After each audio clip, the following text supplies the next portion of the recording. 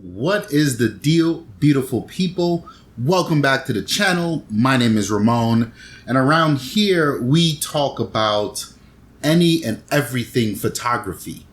Today's topic, our old friend DSLRs, and are they dead? Are they truly dead? I guess the question and the tone I would like to set for this video is anything ever really truly dead? 1, 2, get down. Get down. 2, 1, 2, get down. Right. So, one of the big things around this topic that stands out to me, and it can be quite annoying once you realize it, is just the blatant consumerism that goes on around, I guess, anything technology, right? You're talking smartphones, you're talking gaming, consoles, PC parts, you're talking the computer world. And I think cameras these days fall into that category of gadgetry. And rightfully so, right? Because increasingly our cameras are becoming little computers, right? And as smartphones tend to push a lot of the computational photography conversation to the limit year over year, traditional camera makers are having to appease to that and figure that out. So, I mean, I could totally see a world where, you know, your camera is nothing but this crazy computer and a lens, right? And then that would place it squarely in the gadget category, in the electronics category. So, yeah, the camera industry is heavily susceptible to consumer behavior, and consumerism and the behavior of consumers and how it pertains to this topic is not a good thing. And what I'm getting at is, because the Mark II or Mark III version of your camera is released today, it doesn't mean that all of a sudden the tool you purchased yesterday is no longer relevant or is no longer capable. And really, there's a lot of context here to wrap your head around. Now, in the mirrorless era, I think we see, and I think it's a little more accelerated than it was in the DSLR world, we tend to see the Mark 1, Mark 2, Mark 3, Revision 1, Revision 2, Revision 3 versions come out probably a lot quicker, or that product life cycle is a lot shorter than it used to be. But nonetheless, it happens over here quite a bit. And I, you know, who I consider myself an enthusiast around cameras, it's hard to pull back like, you know, you don't really need the new version of this camera. There really isn't that much, if any, mind-blowing features that were introduced, or, you know, it was just a lot of housekeeping from revision to revision. But when we take that concept and say, okay, well, what about when you step up from a DSLR to mirrorless? Is it still applicable?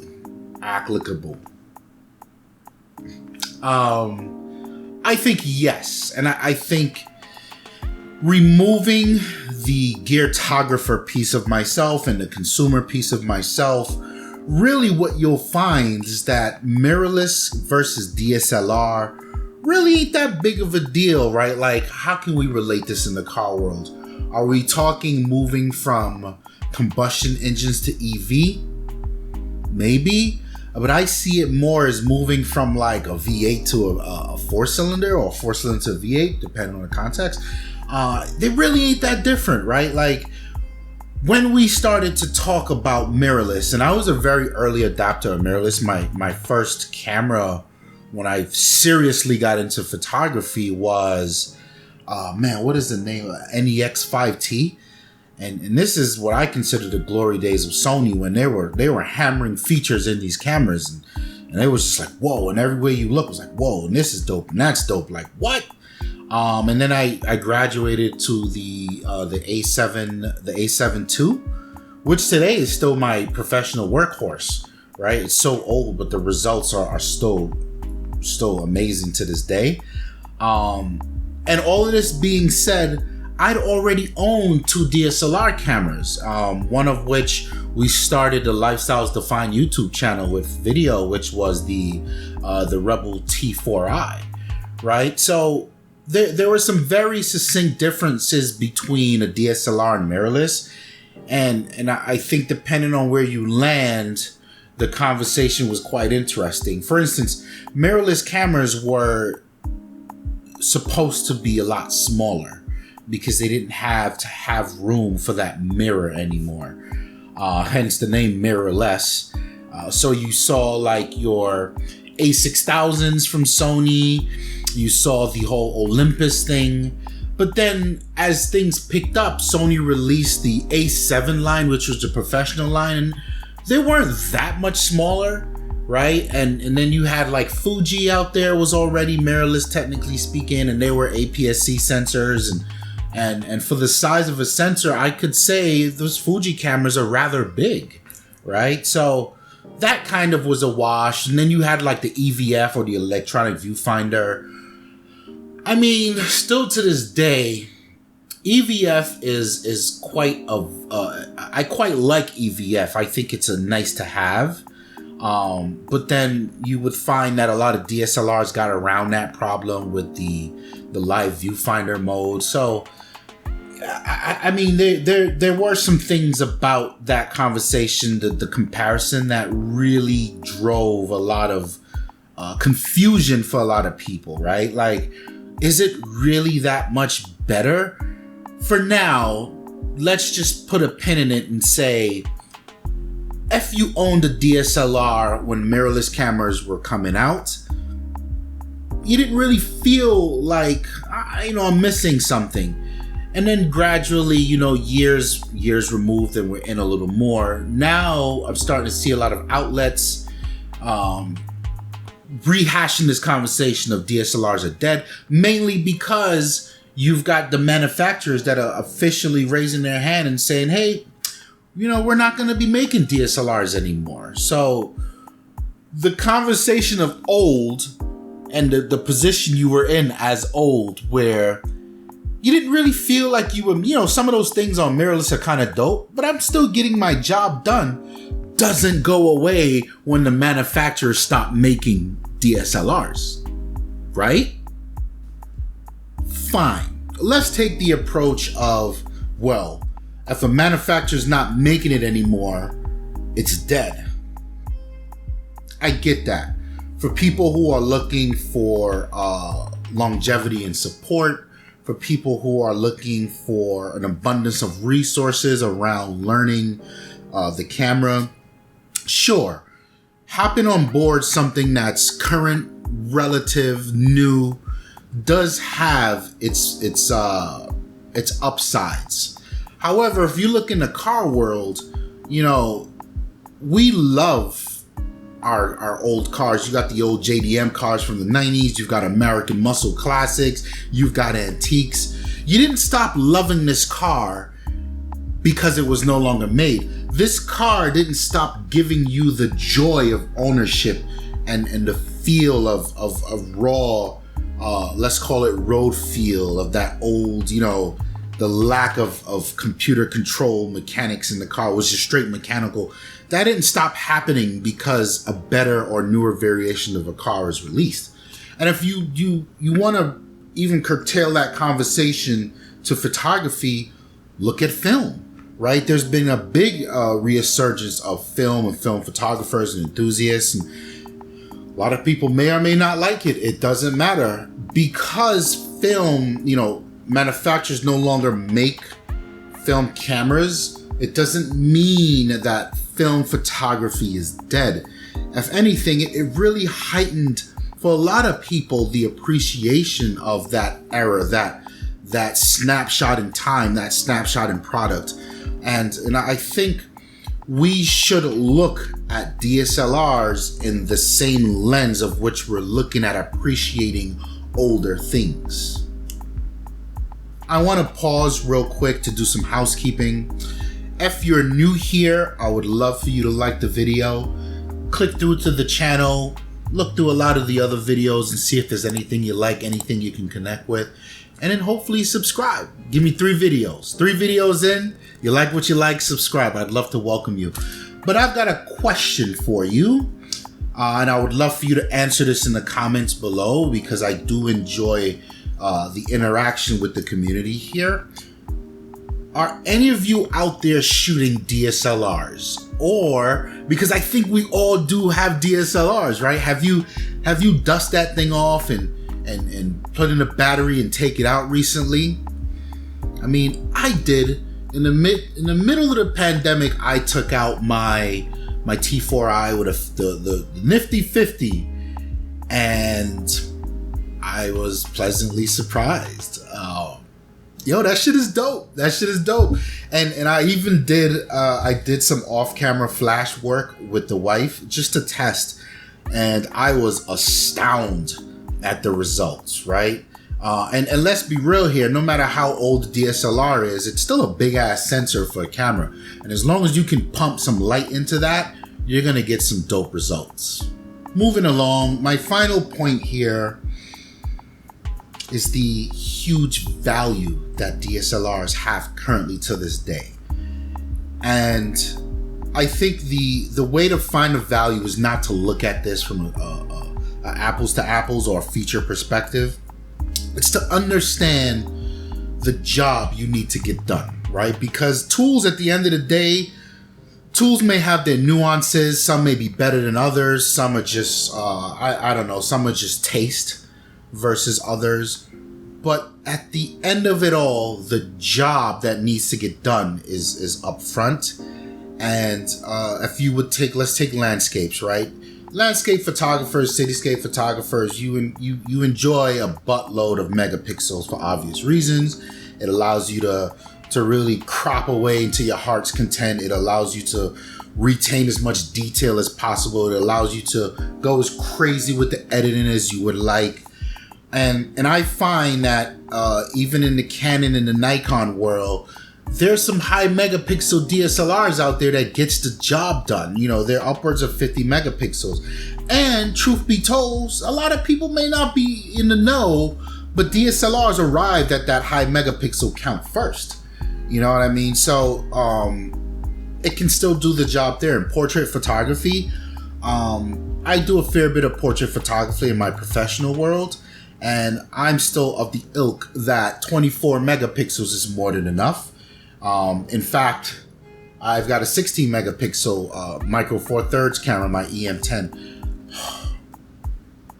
I'm using the EM5 these days.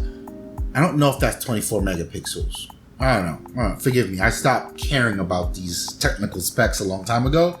But yeah, for portrait photography, you don't need a ton of megapixels. You need a ton of structured light. And even so, DSLRs are still wildly valuable. Street photography, DSLRs are still wildly valuable, right? Because, you know, 24 megapixels is more than enough. The job. There isn't something today that I'm thinking of, billboard photography, fine art, automotive photography. There isn't something today that I'm thinking of that is challenging to the conversation of, is a DSLR relevant? You know, I could look at cell phone photography and even film and say, ooh, you might have a tough time pulling this off. Not saying you can't pull it off, but you better know what you're doing, right? Not so much when it comes to DSLR. And this is why I don't look at mirrorless as a true game changer. I look at it as a small evolution to DSLRs, but not a true whole new, like, revolutionary, this is changing the industry type of thing. So yeah, that's one. Two, because the manufacturers are raising their hands and saying they're no longer making these products, everyone's in a hurry to offload them and get the new and blah, blah, blah. And this means you can find some really good deals on what would have been previously unobtainable pricing. A lot of Canon's top tier DSLRs I'm seeing for really good prices. So it's the same with Nikon. I think that's something to consider. And then when you look at DSLRs, these guys had decades worth of the same mount and lens choices that are super cheap. And because of how long they've been making these lenses, there's so many of them out there on the market. And that means, you know, if you're looking for some Bocalicious 85 millimeter 1.2 lens, you probably don't have to spend an arm and a leg to get it, right? And that's a really good thing. And today, if someone comes to me and say, hey, Ramon, I'm looking to get into photography. I've got a budget of $2,000. I want to get into portrait photography. You know, my mission now becomes the budget. The job first and the budget. It doesn't become, well, you got to get you a mirrorless. Like, I don't really see it that way, right? Like, you're going to get some Godox lights because they do the lights the same as their lights are capable as anyone else that makes lights, and they're super cheap and they last and all of this stuff. A lot of what you see me set up here is Godox stuff, right? You're going to get, I'd say, a middle of the road camera, because let's face it, the camera is not often the showstopper or the superstar, I should say. It's your lens and it's your knowledge of the camera. So I like to save some money by going with a mid-tier camera, but some really banging lenses. But now, when looking at the camera, there's so much more maneuverability. Like, you can spend $800 and get you one of Sony's new APS-C cameras, or you could spend $800 and get you a used Sony professional camera like a A7 II or A7 III, or you could spend that same $800 and get one of Canon or Nikon's old DSLRs with a 50 megapixel count, right? Just mind-blowing specs. And the only thing you really got to work around there is, yeah, but you don't got an EVF. I could argue we need an EVF for. You should be sticking your eyes to that viewfinder every chance you get. And if you really want to dial in the settings, just turn the live view on. See what the camera's recommended. Turn the live view off, and then dial it in, right? So there's all this conversation around, are DSLRs dead, that I think is unjust, and I think it really does a disservice to decades worth of technology that we've loved in the past, that we're just so willing to throw out like it didn't do the job, and it hasn't been doing a job, and it can't continue to do the job. So yeah, long story short, I don't believe DSLRs are dead. In fact, for my macro work, I've been investigating the route I should really go, because the only macro lens I have now is an old Minolta 50 millimeter 2.8, and I got to use an adapter on my Sony A7, and I'm losing stops of light, and it's a heavy rig.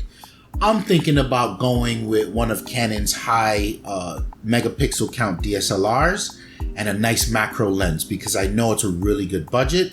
And then one of the things I really enjoy about DSLRs is the ergonomics and how rugged it feels, and how durable it was if it drops. So if I'm taking it out in the backyard or on a trail some way to get some macro working, and I'm all in the dirt and the mud, like, I can relax and not feel like, oh, I've got my nice shiny Fuji out here getting it dirty, So that's something. I'm not only bracing this conversation to you, but I'm also a part of this, and really that's what the thought process for the video came about, because I'm currently going through it myself. So thank you for checking out the video.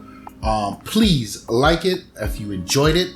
Like I said, give me 3 videos. You can surf the channel to find 3 more. And if you enjoyed those, hit the subscribe button. And yeah, you can always find me in the social media links below. My name is Ramon, and I'm out of here. Peace.